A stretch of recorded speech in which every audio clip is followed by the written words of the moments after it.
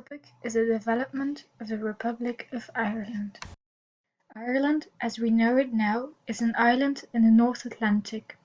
It is separated from Great Britain to its east. Ireland is the second largest island in the British Isles and the third largest in Europe. Politically, Ireland is divided between the Republic of Ireland, officially named Ireland, which covers 5/6 of the island, and Northern Ireland, which is part of the United Kingdom in the northeast of Ireland. From 1801 until 1922, the whole of Ireland was part of the United Kingdom of Great Britain and Ireland. However, from the 1880s there had been long-standing nationalist negotiation from autonomy or Home Rule. Other, more radical voices such as the Irish Republican Brotherhood called for independence, but these were in a minority. In 1912 and 1913 the Liberal government in Britain proposed a bill for Home Rule. Alarmed Unionists in the north organised the Ulster Volunteers, armed militia proposing to resist Home Rule by force. Nationalists in response founded the Irish Volunteers. Arising out of this standoff, the partition of Ireland was proposed in three-way talks between the Irish Parliamentary Party, the Unionist Party, and the British government. In 1914 the UK Parliament enacted the Third Irish Home Rule Bill, but suspended its effect until after World War I. All of these factors led to a swing towards support for the party which was led by veterans of the Easter Rising and which stood for an independent Irish Republic. In the Irish general election in 1918, Sinn Féin won the vast majority of seats, many of which were uncontested. Sinn Féin's elected candidates refused to attend the UK Parliament at Westminster and instead assembled in Dublin as a new revolutionary parliament. They declared the existence of a new state called the Irish Republic and established a system of government to rival the institutions of the United Kingdom. There were several failed attempts to negotiate an end to the conflict.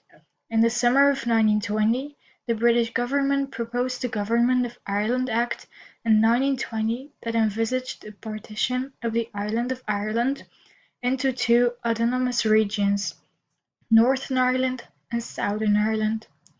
The Irish state came into being in 1922 as the Irish Free State, a dominion of the British Commonwealth, having seceded from the United Kingdom under the Anglo-Irish Treaty. It comprises 26 of the island of Ireland's 32 countries. The treaty envisaged a new system of Irish self-government, known as the Dominion status, with a new state to be called the Irish Free State. The Free State was considerably more independent than a Home Rule Parliament would have been. It had its own police and armed forces and control over its own taxation and fiscal policy, none of which had been envisaged under Home Rule. However, there were some limits to its sovereignty. It remained the dominion of the British Commonwealth, and members of its parliament had to swear an oath of loyalty to the British monarch. The 1937 constitution renamed the state Ireland. In 1949 it explicitly became a republic, definitely ending its tenuous membership of the British Commonwealth. In 1973 it joined the European Communities. The Irish Civil War was a conflict that followed the Irish War of Independence and accompanied the establishment of the Irish Free State, an entity independent from the United Kingdom but within the British Empire. The Civil War was waged between two opposing groups, Irish Republicans and Irish Nationalists, over the Anglo-Irish Treaty.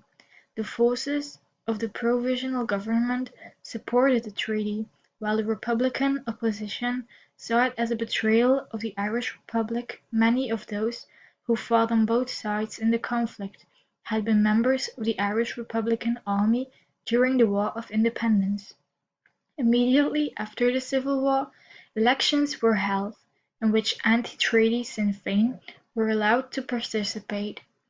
Although many of their candidates were imprisoned, they won about one-third of the vote. On 18 April of 1949, the Republic of Ireland Act came into force.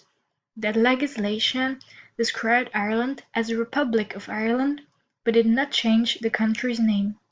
The international and diplomatic functions previously vested in or exercised by the King were now vested in the President of Ireland, who finally became unambiguously the Irish head of state. Under the Commonwealth rules then in force, the declaration of a republic automatically determined the state membership of the British Commonwealth. Unlike India, which became a republic shortly afterwards, Ireland chose not to apply for admittance to the Commonwealth. This was my presentation. Thank you for listening.